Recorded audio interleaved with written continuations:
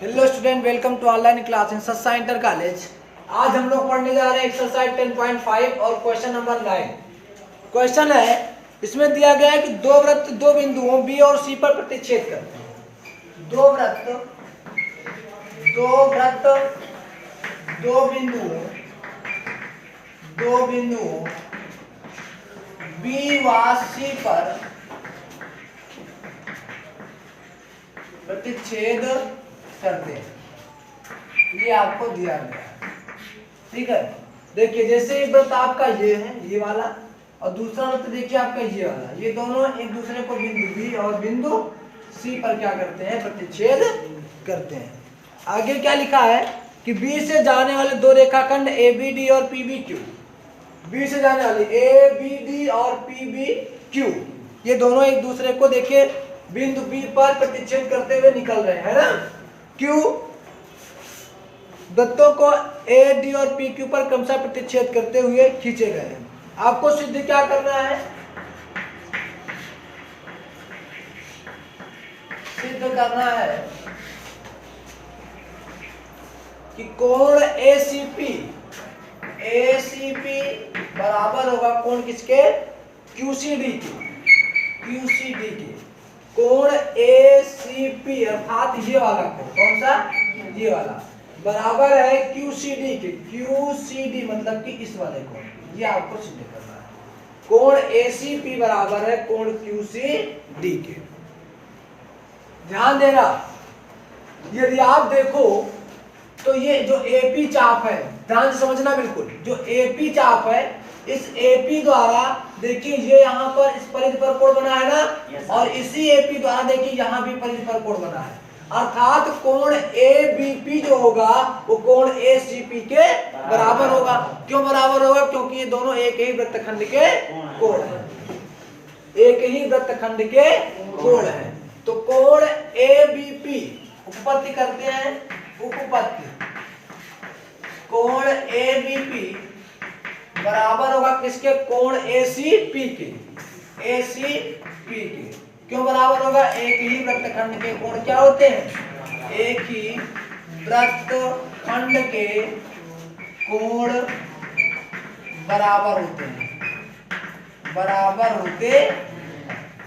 इसको मान लेते हैं समीकरण नंबर 1। समीकरण नंबर 1। अब ध्यान दो, यहां जो एबीपी है, ध्यान समझना, एबीपी देखो, एबीडी और पीबीक्यू दोनों रेखाएं एक दूसरे को प्रतिच्छेद कर रहे हैं। अगर प्रतिच्छेद कर रहे हैं इस तरह रेखा, तो ये दोनों शीर्षाभिमुख होंगे, अर्थात कोण एबीपी जो होगा बच्चा वो बराबर होगा किसके? क्यूसीडी की। कोई दिक्कत किसी को नहीं। कोण एबीपी बराबर होगा कोण क्यूबीडी के, शीर्षाभिमुख कोण। तो कोण एबीपी बराबर होगा कोण क्यूबीडी के। ये क्यों बराबर होगा? शीर्षाभिमुख कोण। ठीक, इसको मान लेते हैं समीकरण नंबर 2। अब ध्यान दो, समीकरण 1 में एबीपी एसीपी के बराबर है और समीकरण 2 में एबीपी क्यूबीडी के बराबर है। जब एबीपी अर्थात एलएचएस बराबर है तो आरएचएस भी क्या होंगे? बराबर होंगे। समीकरण 1 व 2 से, समीकरण 1 व 2 से कोण एसीपी बराबर होगा बच्चा किसके? कोण क्यूबी। अभी तो क्यूसीडी लाना है हमको, इसको मान लेते हैं समीकरण नंबर 3। कोई दिक्कत किसी को? हमें एसीपी इससे मिल चुका है, क्यूबीडी को हटाना है ना। क्यूबीडी को हटा करके हमें क्यूसीडी लाना है। ध्यान देना भाई, ये क्यूडी आपका चाप है ना, एक ही वृत्तखंड, एक ही वृत्त का खंड है, और इसे देखो ये परिधि पर कोण बन रहा है और इसी से ये भी परिधि पर कोण बन रहा है, तो ये भी तो बराबर होंगे। यानी कोण क्यूसीडी बराबर होगा क्यूबीडी के। होगा कि नहीं होगा? ठीक, तो कोण क्यूसीडी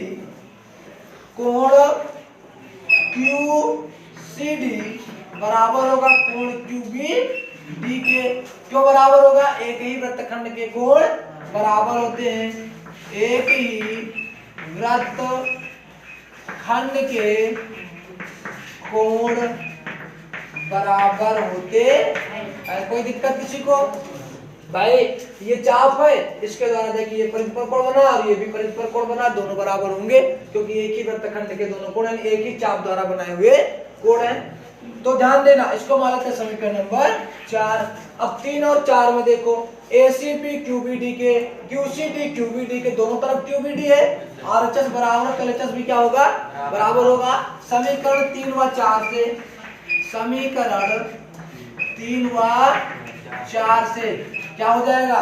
कोण ACP बच्चा बराबर हो जाएगा कोण QCD के, और यही आपको देखिए सिद्ध करना था।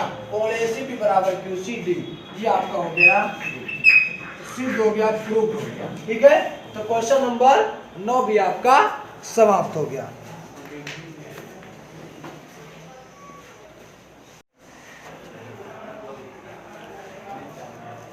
क्वेश्चन नंबर 10 है कि यदि किसी त्रिभुज की दो भुजाओं को व्यास मानकर वृत्त खींचे जाए तो सिद्ध कीजिए कि इन वृत्तों का प्रतिच्छेद बिंदु तीसरी भुजा पर स्थित है। इन्होंने क्या कहा है कि यदि जो है, जैसे मान लीजिए ये कोई त्रिभुज है, ठीक है, ये कोई क्या है? त्रिभुज। इस त्रिभुजों को अगर हम व्यास माने, ध्यान देना, व्यास माने, तो अगर इस तरह से हम कोई वृत्त खींचते हैं, इस तरह से, ठीक, मैं पहले बना लेता हूं, ध्यान देना। तो ये आपका इस तरह से त्रिभुज बन सकता है, ये, ठीक, जो मैंने ऊपर बनाया है। तो अगर इनके व्यास को मान करके हम जो है, ये व्यास होगा, यानी कि ये हो जाएगा ABC। अगर कोई त्रिभुज हो, ठीक, इसका व्यास क्या हो जाएगा? इसको मान लेते हैं केंद्र O, इसको मान लेते हैं O डैश, है ना। इसमें AB व्यास है, इसमें कौन व्यास है? AC। तो दोनों तो प्रतिच्छेद करते हैं, तीसरी भुजा पर स्थित है, ये तुमको बताना है। ध्यान देना, मतलब कि अगर इसको हम मान लें D और इसको मिला दें ऐसे, तुम्हें सिद्ध क्या करना है कि BDC क्या है? एक सरल रेखा है। BDC क्या है? एक सरल रेखा है। तो क्या करोगे? ध्यान देना, दिया क्या है? दिया है त्रिभुज ABC, त्रिभुज ABC की भुजाओं AB, है ना, AB और AC को व्यास मानकर कितने वृत्त खींचे गए हैं? 2, है ना, 2 वृत्त खींचे गए हैं, 2 वृत्त खींचे गए। कोई दिक्कत किसी को नहीं है। सिद्ध क्या करना है आपको कि वृत्तों का प्रतिच्छेद बिंदु तीसरी भुजा पर स्थित है। सिद्ध करना है कि जो है इनका दोनों वृत्तों का प्रतिच्छेद बिंदु कहां से? तीसरी भुजा पर, यानी कोण BDC क्या है? एक सरल रेखा है ना, मतलब BDC क्या है? मैं सिद्ध कर ले, BDC एक सरल रेखा, एक सरल रेखा, ये आपको सिद्ध करना है। ध्यान देना, उपपत्ति करते हैं, बहुत आसान सा क्वेश्चन है, केवल दिमाग में बैठा लो। आप लोगों ने देखा है यदि ये वृत्त है और इसका व्यास है, तो व्यास में हम परिधि पर चाहे जहां कोण बनाए, यानी अर्धवृत्त में बना कोण कैसा होता है? समकोण होता है। अर्धवृत्त में बना कोण समकोण होता है। ध्यान देना, ये व्यास है आपका, तो ये आपका अर्धवृत्त में बना कोण, यानी कोण ADB क्या है? समकोण है कि नहीं? है ना, कोण ADB क्या होगा? समकोण। तो लिखोगे क्या? कोण ADB बराबर 90 क्यों होगा? अर्धवृत्त में बना कोण, अर्धवृत्त में बना कोण क्या होता है बच्चा? समकोण होता है, समकोण होता है। कोई दिक्कत किसी को? चलिए, इसी प्रकार से ये AC व्यास है, तो कोण ADC भी अर्धवृत्त का बना कोण है, तो कोण ADC भी क्या होगा? कोण ADC भी आपका होगा 90 डिग्री।